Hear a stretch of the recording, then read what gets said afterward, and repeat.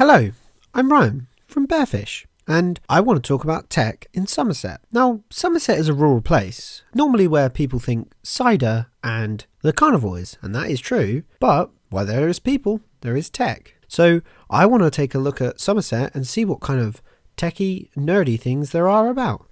I hope you enjoy. Today's episode is arcades. Arcades started in the early 70s with Pong, where they introduced the idea that you could pay and play. However, the golden age didn't start until 1978 with Space Invaders, and then leading on to such classics like Pac-Man and Dig Dug. However, by the mid-80s, gaming consoles became a lot more viable source of entertainment, at your own leisure with all your friends around your house. This meant that arcades became less of the main source of entertainment, but as a day out. And that even shows today, as there are still modern machines being made. Quite interestingly, in my local town, my local game shop is opening an arcade, so I'm going to go check it out. Hi, my name's Stuart Tracy. I'm co-owner of Insane Games. We've got 3 shops in the southwest, basically computer video games, Warhammer, DVD. Also just set up Timewarp Arcade, which is basically an arcade that I wanted to do pretty much all my life. Timewarp Arcade is basically we're trying to let people relive their youth in the arcades. Obviously arcades have died off the way they used to be, they're all flip machines and redemption machines now. We're trying to bring back the essence of arcades from the 70s right through to modern day. You pay a single entry fee to get in, and all the machines are set to free play, so you can play as much as you want on just one set price. There's nothing else to do in this town, other than this. That's it, really. There's no kind of place like this around, really. Unless you want to go to Weston or Burton, and the arcade consists of like grabby machines. Not only that, but it's cheap for what it is, considering most of these machines would be like £1.50 by themselves anywhere else. Yeah, you could spend a tenner on X-Men all day long, and that would be it. You would have nothing else to spend your money on, and that. Yeah. Variety of stuff to do. For me, what interests me is the cabinet design mostly, and the fact that it's literally, you're only as good as your last sort of 50p or pound or whatever. It's a constant urge to keep playing until you can like either complete the thing or like decide, well, I'm not going to be any good at that one, so I'll just go on something else. Well, like this one's got lots of older games. I'm into my retro gaming, so you can play some like the older classics and stuff. You know, it's got the old fighters and that, like Project Justice. Yeah, it's not a replacement for console. The reason we've done it as a day out more than anything is simply because with arcades, for them to recoup their money, they need to charge 50p a go, a pound a go. You go into an arcade, you spend a tenner, it's lasted you an hour. So a lot of people just don't tend to play the games in the arcade very often, just simply because you don't get good enough value for money. By charging a set admission, you can spend as long as you like. I'm guaranteed to get a set amount of money out of people that come in, and they're guaranteed to get good value for money for a day out. So it's a way of taking enough to keep the place afloat and giving people value for money at the same time. Because obviously here you pay as you come in, and then everything's on free play. You feel a bit more relaxed, you know, because you're thinking, oh well, if the time runs out, I can just hit start again. You know, whereas you wouldn't, you'd have to like scrabble around for the like 50p or a quid or whatever. This sounds like a great day out. Well, what is like it in the local area? And how much interest do you think it will have? And what kind of reach will it have? To be honest, more or less nationally. There's only 2 other arcades quite like this that I know of in the UK that work on the same model. One's in about Leeds, sort of Yorkshire area, the other one's in London, so there's nothing in the southwest. We had a test day about a month ago, and some of the guests that turned up just on this open day, before we'd really advertised it, came from Basingstoke, Exeter, Swindon, Clevedon in North Somerset. So we have people literally travelling 50 plus miles to get here just for the opening weekend. Yeah, like I said, there's nothing else to do in this town other than sort of nightclubs and the cinema. So this is going to be like probably my Sunday place to come because nothing else to do. I mean, the amount of money people spend on like drink and recreational activities and other things, you know what I mean? I don't think, spare a tenner. And like I said as well, like I don't go out drinking or anything, so coming here to socialise with friends it's fun. Great laugh.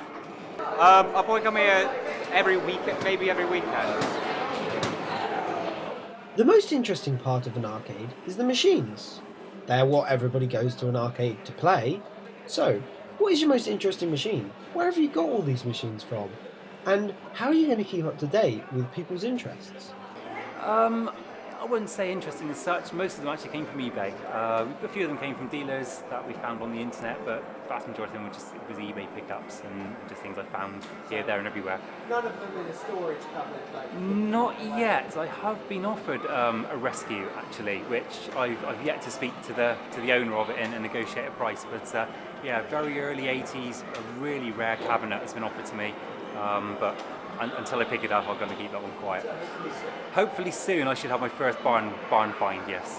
The two newest machines I've got were both from 2006, 2007. I've got Dancing Stage Supernova and I've got Aliens Extermination, which is a light gun, obviously based on the Alien film franchise. Absolutely fantastic. They were actually my two most expensive machines as well to date. So.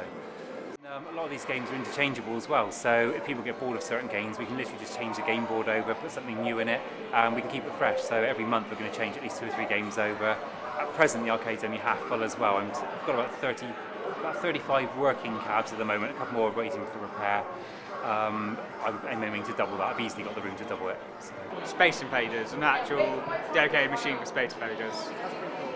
Yeah. They're pretty rare. Yeah, but it'd be nice to see one. Asteroids, yeah, Defender, definitely. Space Invaders as well. Even the sort of young generation know about Space Invaders. Point blank. Easily. For me, personally, it'd have to be a Killer Instinct cabinet in the corner. Most probably an old fighter like a Killer Instinct Mortal Kombat 2, or maybe even a newer one if that's possible, like a Tekken or something like that. That would be quite cool. We've talked about what the arcade is, how it's going to work, and what kind of machines it's got. But what's an arcade actually for you? How is it going to benefit the community around it?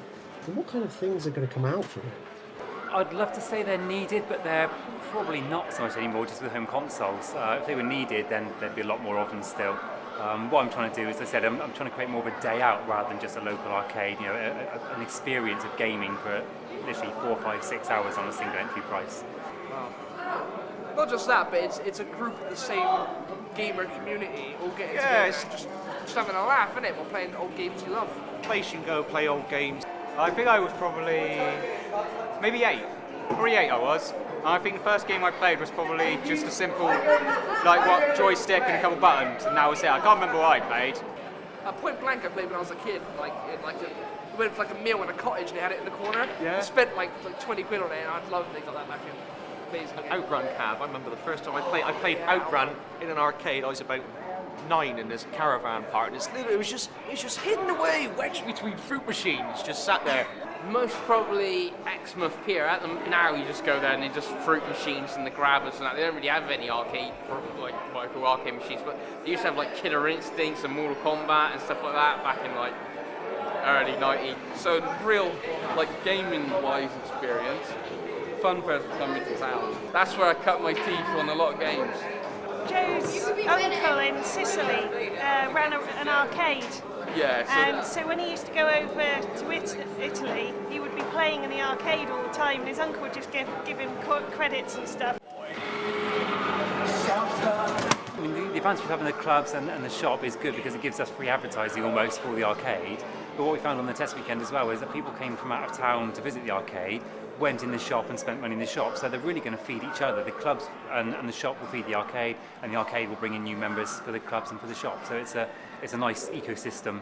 Come on down, have a nice day out, keep the arcade going. You know, without people coming in, the arcade won't stay here. We've got a 2-year trial lease. You know, if it works, we'll stay. It's up to the public to support it and keep it going. Feel free to go play.